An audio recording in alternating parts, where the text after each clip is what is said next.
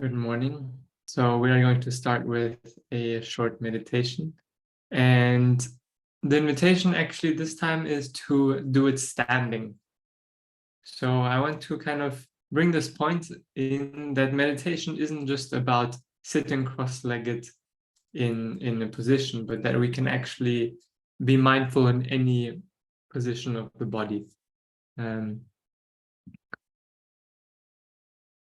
So let us all, and we will sit down after the meditation, but let us all start together standing. I'm standing here also. And in standing, you can just close down the eyes. So maybe you can kind of have the feet about shoulder width apart, not too far apart, not too close.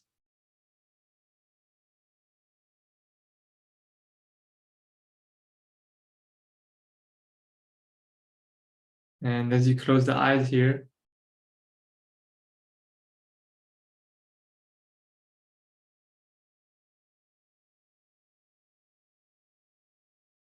just sense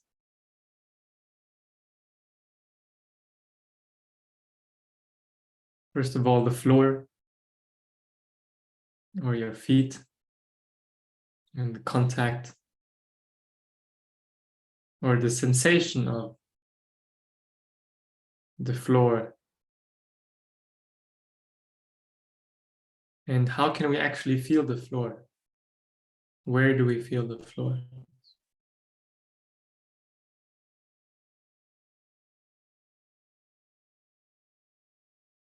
Can we feel the floor outside of our bodies or only inside our body?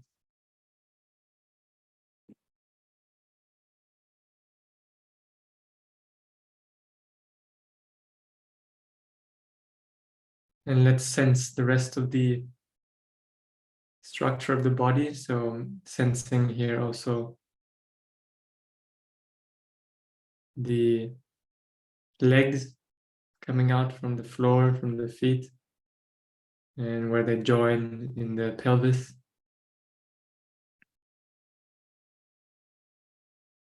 And you might feel that your legs are kind of making some small micro adjustments here as you stand. We are never really still. There's always some small micro dance, a small dance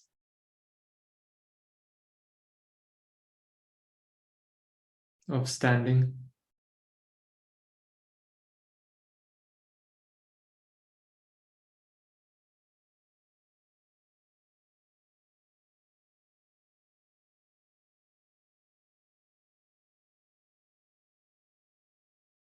So stand however is most comfortable for you.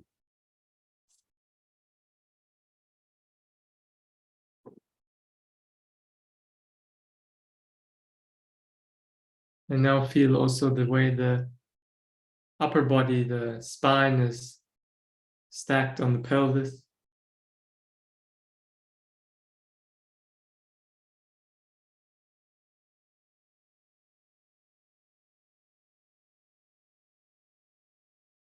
And feeling a very subtle lengthening along the spine.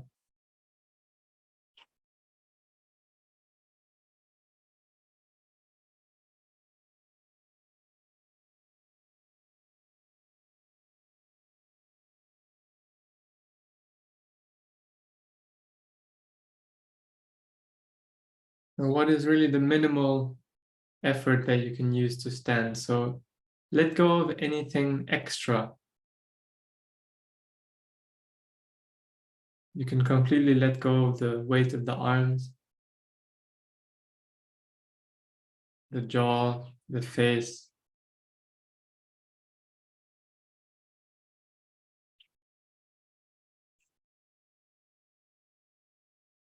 But even though you're relaxed, you're in balance and standing centered.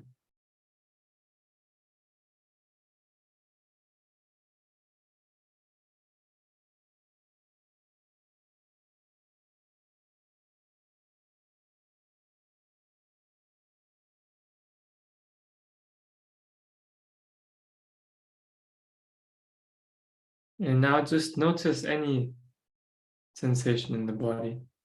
Wherever your attention wants to jump, just allow it to notice different feelings in the body.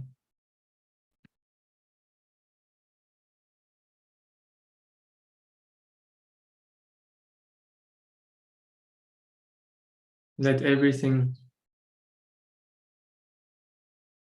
be right here. The body and the mind.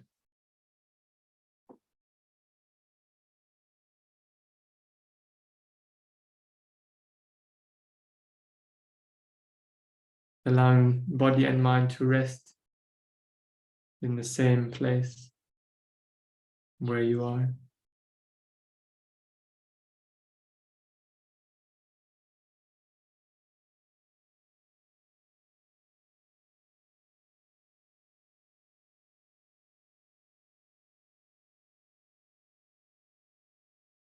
Allow sound to be part of the body. Allow the sounds that you hear to come into the ears.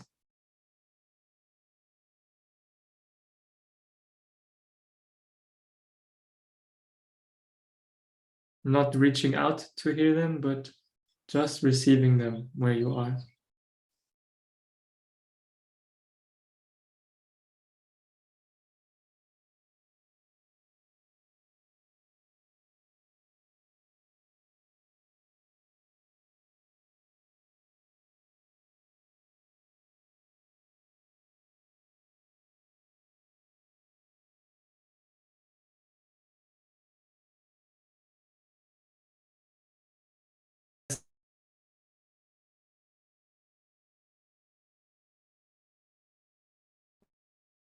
At the screen yet.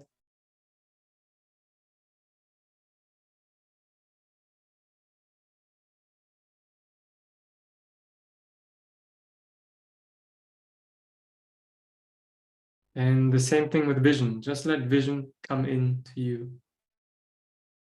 Receive the light. And receive it right here in your eyes.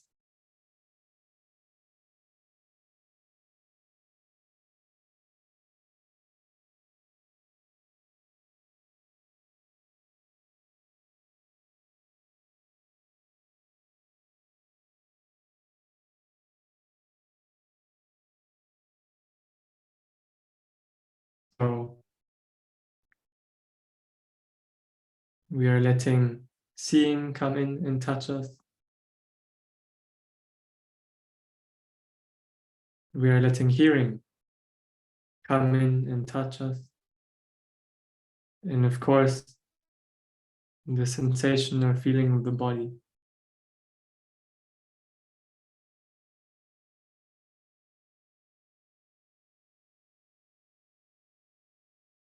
Allowing it to be whatever it is.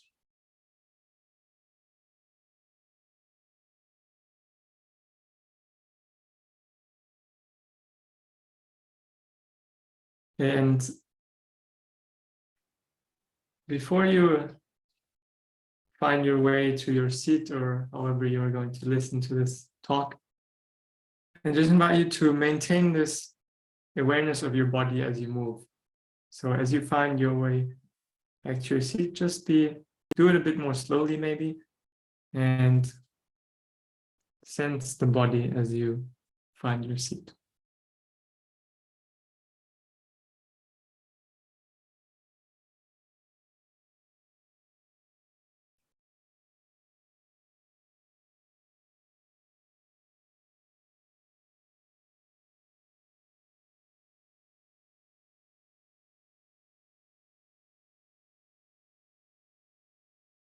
So we're going to meet back in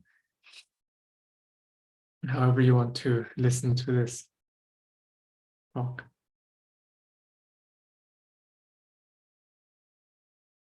So an invitation to continue this awareness of the body and just kind of have the awareness of the body in the background even as you're listening to this talk, and just kind of check in with the body whenever you remember. And if you don't remember for a while, that's completely okay also, just whenever you remember, so that we can start to bring this mindfulness that we are practicing into every moment, basically. And so this is what this practice is really about, to start to bring the awareness that we cultivate on the cushion into every waking moment. And it doesn't have to be as intense, or camera just not focus. It doesn't have to be as kind of formal or intense as we do on the cushion, but just to have it very light throughout the day, to check in with the body, to feel the body. And in this way, we never really get too far away from this type of way of relating as we cultivate on the cushion. Because meditation or Vipassana isn't about just sitting, it is about our life, essentially. So, I have a little question for you. My first question is, what are you seeing about yourself? What are you seeing about body and mind? You've now spent a good, I think it's about 16 hours, give or take, but 16 hours meditating on your mind and seeing yourself. So maybe write something that you observe, and can be really anything.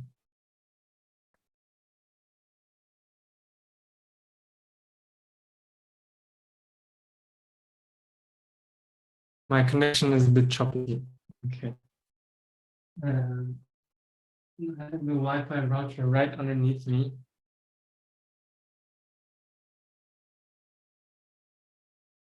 Is it, how is it?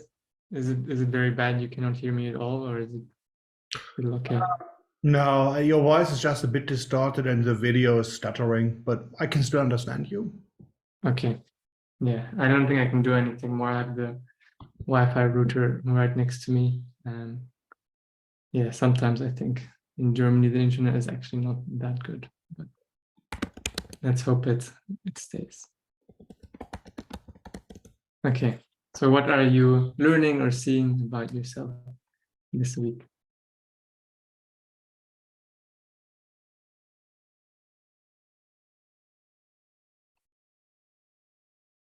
Okay, seeing how the body and mind are connected.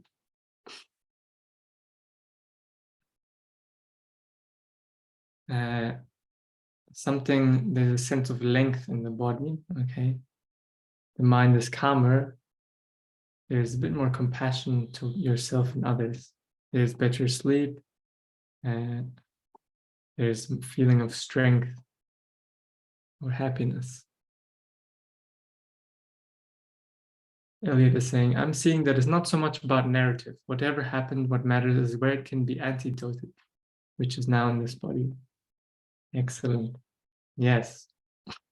The narrative, the cognitive part, the story actually always comes after the feeling, the sensation, the response of the nervous system, essentially.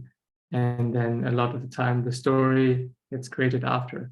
The mind actually invents the narrative, and pieces it together based on memories and things to match the emotion or feeling that we're feeling. I'm getting a better perspective on my thoughts. They come and go and aren't me. Yes, excellent.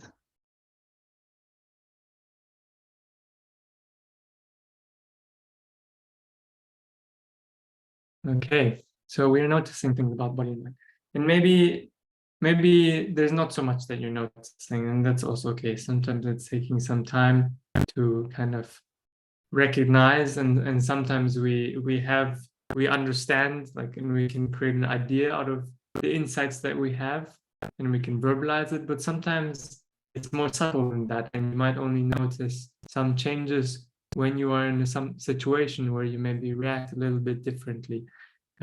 So sometimes it reveals itself straight away, sometimes only in some specific situation. So And if you feel that really you're not making any progress or nothing's making sense and it just feels like you're going in circles, please, yeah, just write me messages. Likely, sometimes there's something off with the way the practice is approached. Great. So what we are doing here essentially is we're investigating when am I struggling against experience? When do I have this kind of clenched fist attitude towards experience? And sometimes it's because of something happening on the outside. Sometimes it's we're upset about something, some emotion we have, or we don't want it. And usually either we're grasping after things, wanting more, wanting something, or pushing things away that we don't want to have right now. So this is really, and by kind of reversing the approach, so rather than always giving the priority to the narrative, to the story, to the world, we are just examining the body and mind right here. And as Eliot said beautifully, what matters is where it can be antidoted, which is always right here. So we can always check it and solve it right here where we are. It doesn't mean we don't, take actions in the world, but we can always check it and see it clearly where we are.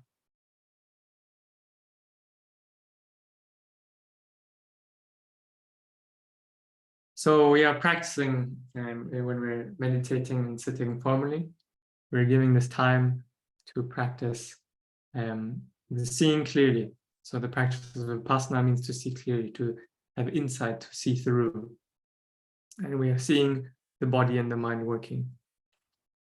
Sometimes we see that the clenching is more in the body. So this holding, maybe sometimes feel some contraction in the body, some physical tension literally in the muscles. Even someone was saying they're feeling the arms and legs and spine feel a bit longer. Yeah, maybe there's a bit more space in the body because there's less this holding and contraction.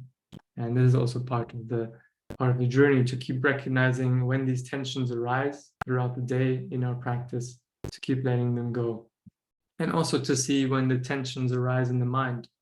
And of course, the two are connected very deeply. But sometimes we are kind of just releasing some thought in the mind, some craving in the mind, even the body can start to feel lighter. And so we are doing this through body scanning. We are continuously scanning the body because whenever something tightens in the mind, it will reflect itself in the body. There will be some sensation in the body of tightening, of contraction. When the mind is happy, there will be some sense of softness, openness in the body. So we are practicing this deeper awareness of our body sensations, deeper sensitivity, but also this equanimity, this letting go-ness of, and stop releasing the struggle against what is, essentially. So there's a beautiful kind of depiction here of the hand which is clenching versus the hand which is kind of openly receiving experience, whatever it is.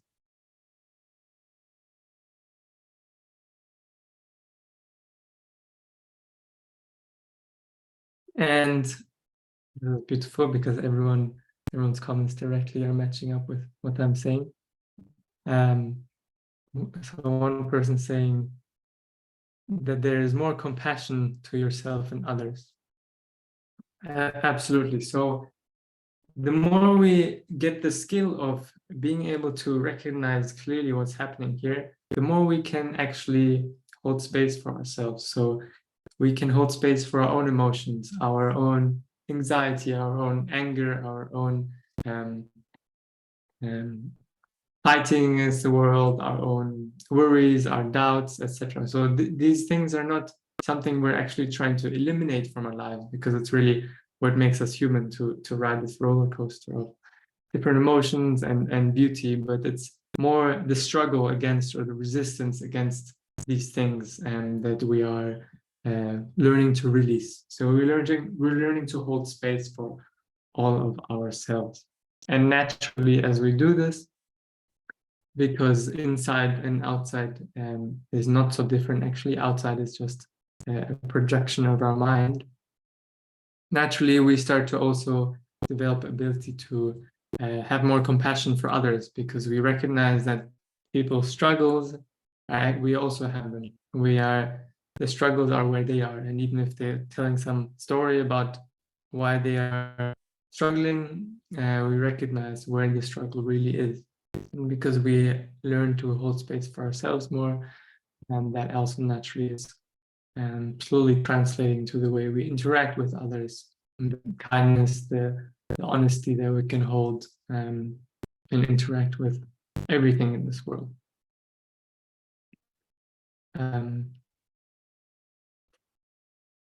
And this is not to say that we have to be always patient, always listening. There's for sure times where it's more wise to be impatient. So I was saying this in the Q&A already, if some of you listen, but my friend said this beautiful thing that Vipassana is teaching her how to be very patient, except when she has to be impatient. So sometimes we take strong action, and that is the wisest thing to do. And so it's not just about full compassion and kindness all the time. It's about the balance between wisdom and compassion. So knowing what's needed, knowing what's best for a situation, by knowing yourself better, and therefore also knowing others better.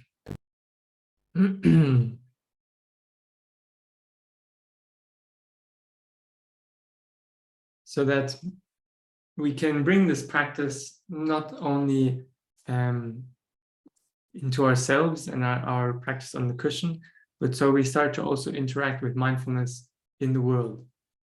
So it's definitely not just about sitting meditation and being very good at getting some beautiful states in our meditation, or having being a superpower or a spiritual athlete where we can, be very good at body scanning. No, we have to also bring this practice into our interactions with others, our interactions with how we relate to work, how we relate to nature, and how we relate to the planet, how we relate to animals, and all of these areas. If you let this practice touch these areas, it will surely transform something as you kind of practice this letting go, this more space.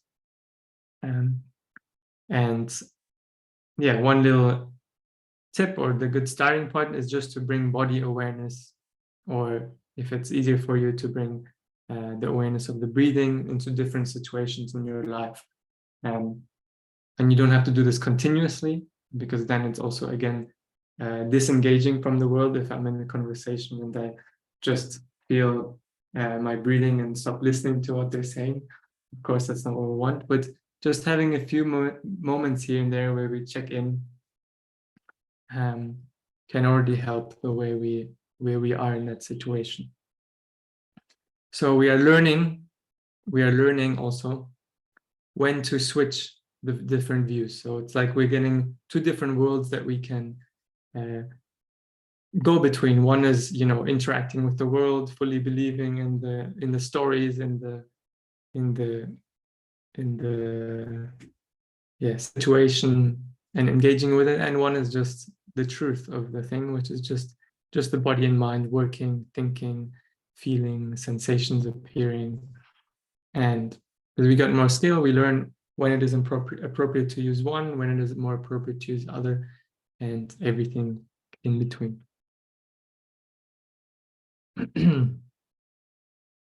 For example, with this course, if I just was being mindful all the time, and there was no way I can think about what to say and try to plan this presentation and put together this presentation, of course. So we need to learn how to balance.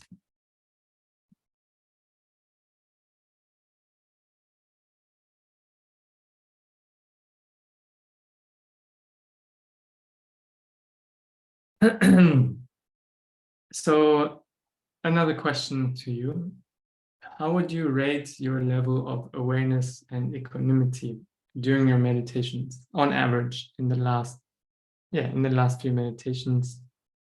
Is it completely effortless, or is it very, very difficult? 2, 4, 2, 3.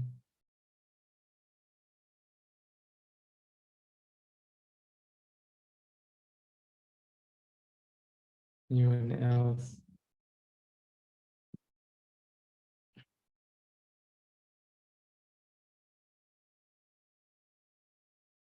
And probably it is changing a lot.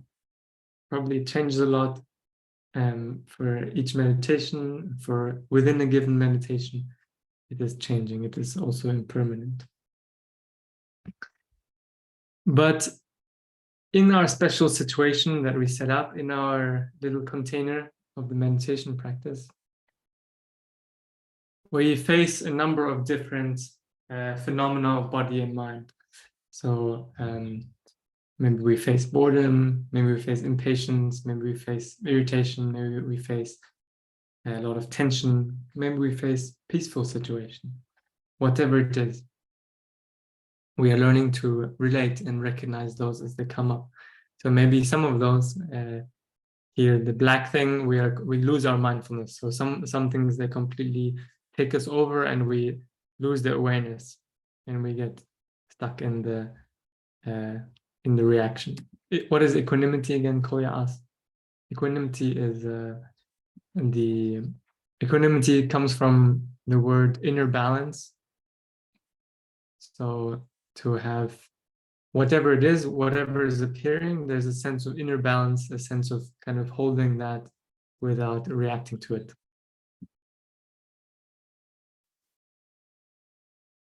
Yeah, so we're facing these situations and we are learning about them. And it is a very important part of the practice, because as we need to also go deeper and develop more subtlety and more clarity and more clear seeing. And that's why we also, or people also go on kind of more intensive meditation retreats, 10-day retreats, 20-day retreats, where all you're doing is meditating all day, to really develop this skill and habit of mindfulness and being aware of body and mind, to get a really good feel for what is this technique. So a very important pillar of the practice. Then we have also the rest of our day. So then, especially in relation to the number that you just said, how is your level of awareness and equanimity during the rest of your day?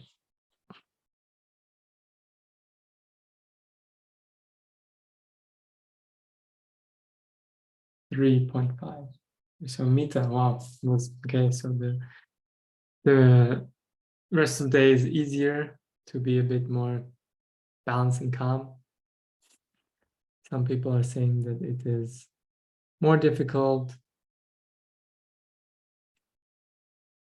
or easier. Okay, very interesting.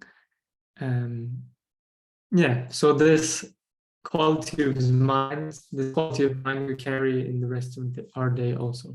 And the rest of the day, it is a bit more complicated. So there's a lot more situations which are coming up. And sometimes those make us feel it's easier to stay kind of non-reactive, peaceful, because we're in a nice environment and things. And sometimes we have a lot of triggers in our environment. If we're very stressed, we have a lot of things to do, if many people want stuff from us. And some of those situations are going to overwhelm and upset the balance of our mind. Some of them are going to help the balance of our mind. And some of them we're going to completely lose the awareness and just get stuck in the reactivity towards it, or the fighting, the struggle.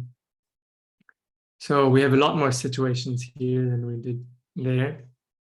And that's why it's so important to bring the practice into the life, to stay aware as you are doing presentations at work. So for example, in this last few minutes, I just keep checking in with the feeling of my body, just to kind of never stray too far from this sense of balance. And the two reinforce each other. So as we practice, as we bring the practice into our life, we remember to be mindful throughout our day. And it also makes the meditations more deep. As we practice deeper in meditations, it becomes more easy to be mindful. Yeah.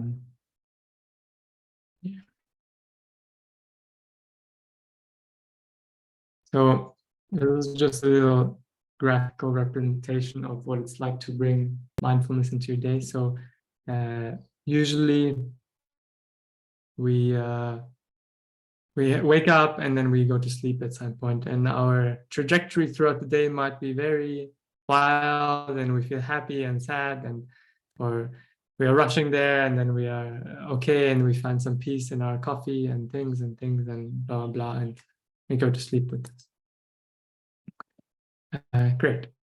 And as we just practice a little bit of mindfulness beginning and end of the day, as we've been doing this week, we can start to kind of be more in touch with the sense of centeredness, groundedness, calmness, concentration.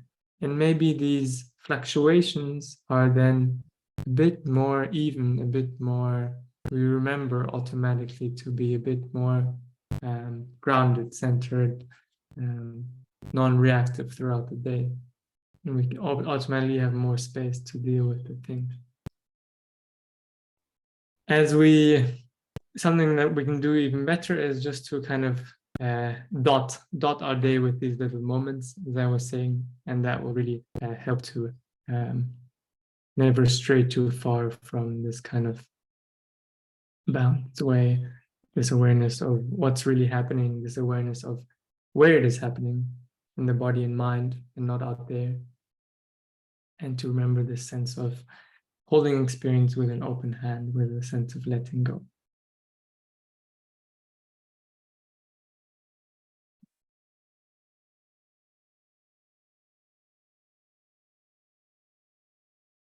Okay, so we plant a little seed during these 10 days, especially if you're new to the practice or maybe just picking it up. But again, we are planting little seeds in the 10 days. We are practicing 2 hours a day, and the expectation isn't to continue that beyond these 10 days unless you want to, or if you're motivated to. But doing something like half an hour a day will really be very helpful for you. So we have to kind of nurture and grow the seed. So we water it every day. We kind of protect it a little bit with some discipline, with some effort, with some understanding why we are doing this is also very important. So to remember why we meditate, and maybe that changes every day, that reason. And over time, this kind of starts to grow a little bit more sturdy. It grows some roots. We continue, but it still might kind of get washed away by something. And over time, it can grow into a big tree, and you can kind of shade others and provide support with the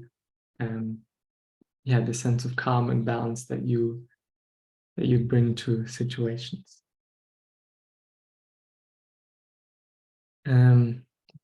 Kolya is saying, what I discovered with the practice, we now have even 10 minutes of meditation during the day has an impact. Once my life will get hectic and busy again, I shall not forget that there is always 10 minutes available to us. Yes. So even I used to, when I was working in finance, I always used to kind of go to the bathroom actually and just take a few minutes extra to sit on the stall because I couldn't find any different place to meditate, and just kind of take a minute or two to do a bit of meditation, just to have be more resourced for what comes next. Or when I was I remember at work, I was always kind of using each walk to the bathroom as a mindful walk. So I would kind of prevent myself from thinking about what I have to do next or something, but especially in these moments of transition or in between, I would just try to be aware of the walking, of the reaching out for the door handle, the touching the door handle. And in this way, you kind of, just break up the day a little bit and help yourself.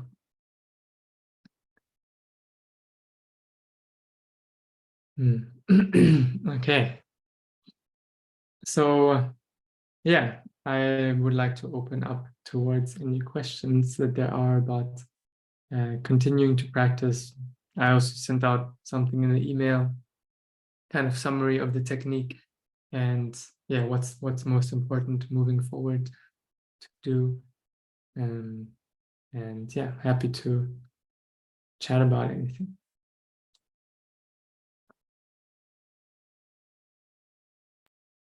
Yes, Mita. Hello, good morning.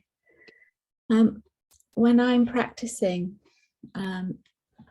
although I have awareness all the way through the hour almost, I struggle with my posture, and I get real cramps in my back muscles, and my feet, especially my left foot, goes dead and numb, and it feels quite alarming and painful. So then I go from a cross-legged position to straightening my legs out. So immediately I've lost that stillness bodily. And then I don't know what to do with my legs, because I'm not as sturdy and strong, like sitting cross-legged like a mountain. And I feel the frustration as well, and that I try to just allow that. And I'm just hoping that with time, my foot won't be feeling as dead, and my muscles in my back won't be feeling as, because at the moment there's a disturbance in stillness. Yeah. Deal with the pain. The pain goes actually once I readjust myself and straighten my legs out, but I do feel the frustration about it all. Yeah. Are you using a meditation cushion or something to prop up your hips? Yeah, I do. I always use one, so my knees are lower than my hips. Okay. Do you put something underneath your knees? No, because I thought it might push my pelvis the other way too much. But because of being cross-legged, one leg is being squashed by the other. Sometimes I do a half lotus and bring one leg up onto the thigh. But that's usually the one that goes dead. Half lotus is intense.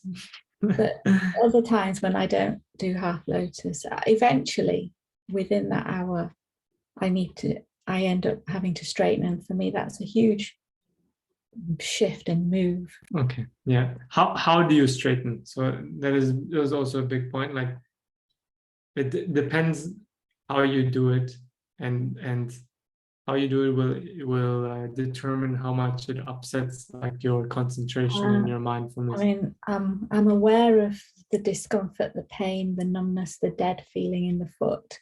So I will mindfully, slowly stretch my legs out, and I can almost feel the sensation coming back in that leg and foot.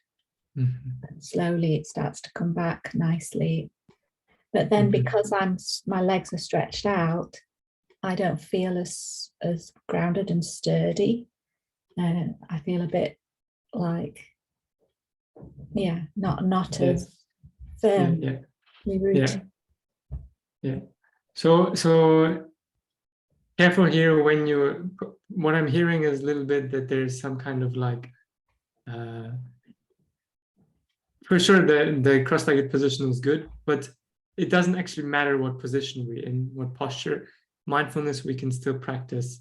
And when those thoughts are coming about, I am not so grounded, I am not so sitting in the perfect posture, and you start to worry, or you start to, I don't know, maybe there's some harshness about it, some frustration and things. So this is the moment to recognize what is happening in the mind and body. So it's likely that as you move, the moving is no problem. It sounds like you're doing it slowly, mindfully, and aware. But then what happens after is the judgment comes in about what that means. And okay, now I'm not in the good position, and you get frustrated and you lose a bit the awareness. So just know that it doesn't matter completely what position we're in. So because I have my knee injury now, in the first few days I couldn't sit on a chair, it was too painful. So I was sitting like slumped against the wall, like in the worst posture ever. My legs were straightened, and I had a lot of pain in my knee and things, but it doesn't matter. You can still do the clear mindfulness and be aware, even as this is happening. So don't worry about having perfect posture. You don't need to sit in half lotus. You can prop up the knees. Maybe that means you need to sit up your hips a little bit higher. And of course, having a straight spine is a bit helpful. But essentially it doesn't matter. Or you can even practice in standing. So you can mindfully move towards standing meditation as we were practicing just now before, and continue body scanning, and then sit down again. As long as you're continuing the mindfulness. In fact, I think that's a better idea than stretching the legs out, because like when we practiced the standing just now, I felt really firm and grounded in like a mountain pose, and that was much better actually. So I might actually go from sitting cross-legged to standing when I need to, and then eventually it goes, and then I can go, and then by the time we get into the end of the meditation, I'm back cross-legged. It's fine. Thank you. Yeah. So just maintain that continuity of the awareness, and don't see it as like I'm taking a break from my entire meditation because I'm changing my posture. No, you continue the mindfulness.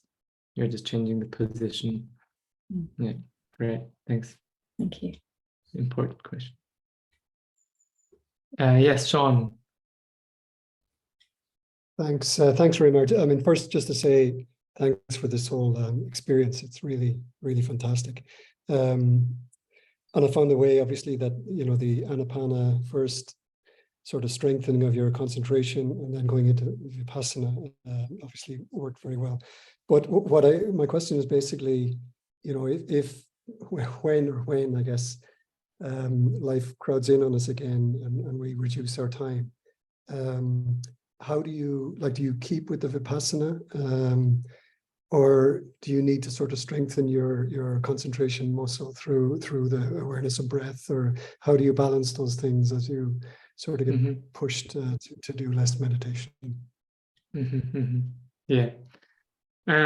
So I would recommend for you to kind of feel what practice is resonating more with you, and then go with that for some time and kind of commit to doing that for some time. So actually in my first year or so, I was just practicing Anapanasati because I felt when I was body scanning, I just didn't have the level of concentration outside of retreat to maintain that in my daily life. And I was also doing a bit less in the beginning, half an hour. And so I felt, I'm learning a lot just from, and in the beginning, actually, you will learn a lot regardless of the practice. You will, because you also need awareness of the mind and body while you're doing Anapanasati. And then later it starts to matter more what type of practice or the trajectory you're moving. So something you could do is just practice Anapanasati. You could also kind of do like the first third of your meditation, however long it is Anapanasati, and then move towards body scanning. The only thing I would caution against is to just keep switching whenever you feel. Otherwise, you will never really stick with it if you just kind of keep jumping around. So kind of pre-commit to something in session, and then do that, and try to keep some pattern or routine over time. Also, okay, I'm going to do this like this for a few months, and then reassess how I want to continue. Okay, thanks. That's really helpful. Thanks. Right. Yes, Kolya. I just wanted to add something for how do I pronounce this? Meta or meta? Yeah, it's Meta. You're correct. It's fine. Right. For you, Meta, because with my football player type of legs, I can't. I have no chance to do this cross-legged.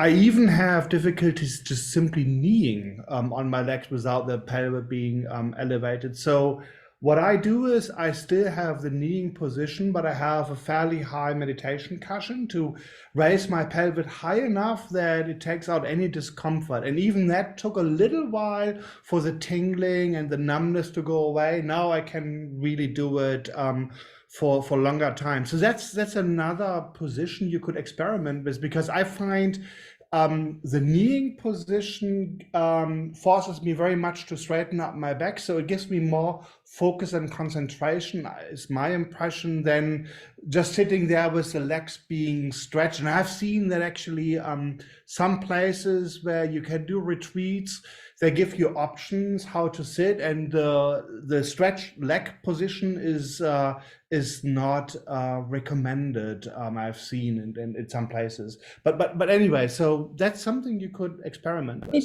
Did you say kneeling? Actually, Yeah. kneeling on your knees. Yes, on my knees. So the oh god, Do you show your little wooden structure thing that you have, Kolya? my wooden structure thing. Yeah. Do you have that? The kneeling little structure, or do you just use a normal cushion? But it's I can get it from yeah, let me get it. It's a cylindric type of higher cushion specifically made for this. I get it in a minute. But yeah, what's basically is okay. Let me just show it on scale. It's like this. Oh, let me take off the blur, otherwise you can't see that. It's I don't know if you can see it. I can't see my own video, but it's this type of can you see it? Yeah. My back? Yeah. Like this. You're Yeah. kneeling with your knees apart.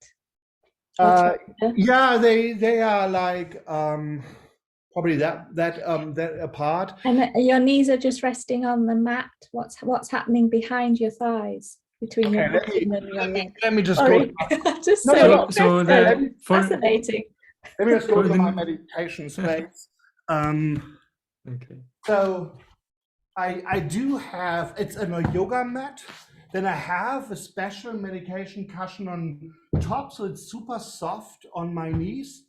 And then this is my cylindric meditation cushion. And depending on, I'm a very tall person, and I'm quite muscular, just all the sports I did. So sometimes even that height is not enough. Then I just simply use a yoga block, put it underneath, and then that always works. So I have those two options. What do you do? Sit on the, come on, you've got to demonstrate now. You can't just show us all that equipment and not demonstrate. Ah, perfect. That is my posture. I understand. Kneeling is a good posture also. Yeah. All right. Thank you so much for that, Kolya.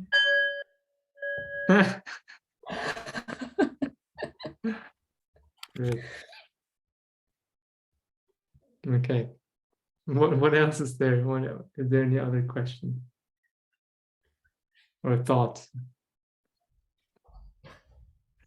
Musings. I don't think we can top that, can we? That was quite amazing Yeah, demonstration. it's quite a performance. Starting to feel heat in various parts of the body as well. That started last night quite intensely. Mm-hmm. Mm-hmm. Yeah, whatever it is. So, but heat, sometimes we can also feel some very interesting kind of sensations that are unusual, or some very pleasant, bubbly things, some tingling, some sensation of the body warping, changing position, feeling longer, feeling wider, feeling very strange. Also very much more aware of pulses around the body, Mhm. but probably Yeah. not usually Heartbeat aware of, everywhere. and the heart beating. Yeah, so all that same thing, just sensations, and continue. The instruction doesn't change for yeah. Sorry, one last question for you, Mita. Since you mentioned the mountain pose, seems you know yoga then. Yeah, I'm a Kundalini yoga and meditator instructor. Great. Have you, because what and Reimer talked about this in the beginning, where you also encouraged me to experiment doing yoga first, then meditating, and the other way around. What I find is, since the yoga is warming me up, it is easier and less more effortless to maintain my posture without discomfort when I have done yoga before. Yeah, I agree. I mean, in Kundalini, we always do yoga first. They say that the yoga is actually only there to prepare you for your meditation afterwards. But also I find that the sitting posture for the Vipassana is a lot less stressful on an evening.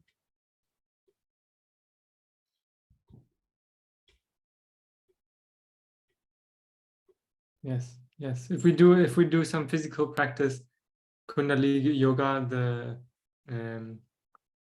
the state will be different of the body and mind. And then we meditate, and usually after exercise and things, there's more endorphins, there's more pleasure, there's more openness, relaxation in the body, and so it will be easier to sit. But we also want to learn not to be dependent on that, and to be able to be mindful in any situation, regardless of what it is. Yeah, I agree. That's why at the moment during the course, I do my Vipassana first, then I'll do my Kundalini yoga. So it doesn't. And that also, yeah. I like also doing that. Always like doing the Vipassana first, because the physical practice after is then also much deeper. Yes, it is much more before. mindful of your positioning after the meditation. Okay, I gotta try that.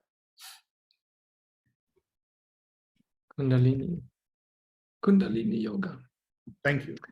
Okay, so yeah, one last thing that I want to mention during the call is that this course is donation based. So if you feel to kind of support the organization and support me, continued learning, I also continue to learn, invest in myself, go to retreats, support my teacher in Thailand, then yeah, please help to support. The whole principle of the Buddha's teachings is that it's kind of so they had this kind of very monastic system the last 2,500 years, where there's the monks, etc., and they are committing themselves to the teachings, and then there's the householders supporting those, and so that it remains a mutually beneficial and exchange system, so that the monks don't just continue to go off on their own and don't share these teachings, which I find very beautiful, because it kind of keeps the practice, the technique, reliant on generosity, on goodwill, and is built on that foundation of the goodwill and generosity of people, and not on something else. So that's really important. So yeah, if you feel support, but if not, that's also okay. I'm just happy to continue to share this and learn from also the questions you ask, and yeah, continue to grow. So yes, thank you. Thank you so much, Rainer. This was amazing. Okay. And of course, more yes. Oh yeah, and I have a course which starts tomorrow, actually. I know there's a bit of overlap, but it's an 8-week course of Vipassana meditation, and we have 8 weeks, so we meet once every Sunday to talk, and there's like a guided meditation every week. The meditation commitment is 1 hour per day, and yeah, you are free to join, or if it's a bit too much and you want to integrate this experience first, I run that about every 6 months, and so that will be for 8 weeks start, and tomorrow is the first call and for that. But yeah, otherwise you can continue to stay in touch. I share new courses I do. I'm thinking of revamping, re-recording the meditations for this 10-day course, and so also notify about that. Sometimes there's some open meditations, open sessions which I do. There's also a small handful of people I work with one-to-one. If you're interested in that, just shoot me a message, and yeah, whatever you wish. But yeah, thank you so much for joining this. I really appreciate it, and yeah, I hope you continue the practice. Okay. Thank you, Raymar. Just to say thanks again. I found this this just to be absolutely extraordinary. So thank you. Was it the first time, Sean, you did Vipassana, or?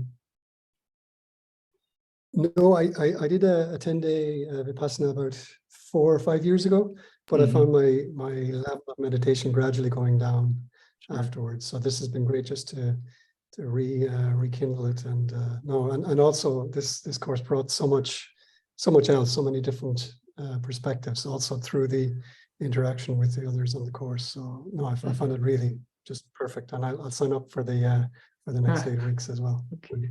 So I'll see Okay, you I soon. think today is Thanks last day again. to sign up. Delighted to Right. see you there. Thanks, Sean. Thank you. Amita, I think you raised your hand. Did you have a question? Oh yeah, I was just I'm going to ask about the eight-week course. I did ask before on WhatsApp, but it was just about to Raymar about how, if you're already doing 2 hours a day with this one, how do you facilitate a third hour with the 8-week course? That was my question. Yeah, so I would, there's just a few people that are joining from this course. Most are from past courses, but I would say to just complete this course first. So to do the 2 hours tomorrow, and then the 1 hour in the morning on Monday, or actually, yeah, to start the course. Is the 1 hour not Tuesday? Does it not finish on Tuesday? Nah, the last one's on Monday morning. Okay, that helps. But you'll be 1 or 2 days behind, and actually that doesn't matter as much because it's 8 weeks, so that's fine. Also, yeah, in the beginning it will be more in the introduction and things. And are we meeting? This is the first meet this Sunday. Yeah, tomorrow same time as this Tomorrow, call. yes, yeah. And is there a metta? Are you doing a metta meditation on this course? I have some guided metta because I'm starting the course tomorrow. Sometimes I do the Sunday live call for the group meditation, but because I'm starting the other course, I will not do that tomorrow. I have one recording for metta, which I will share today. Oh, thank you. That would be really great. But there's also some metta in the group meditation, in the guided meditations from tomorrow. Yeah. Great. Okay. Well, thank you so much again, and yeah, I hope you have a wonderful rest of your Saturday. Thank you. Thank you. Sadhu. Thank you. Thank you. Yeah. Bye-bye. Bye.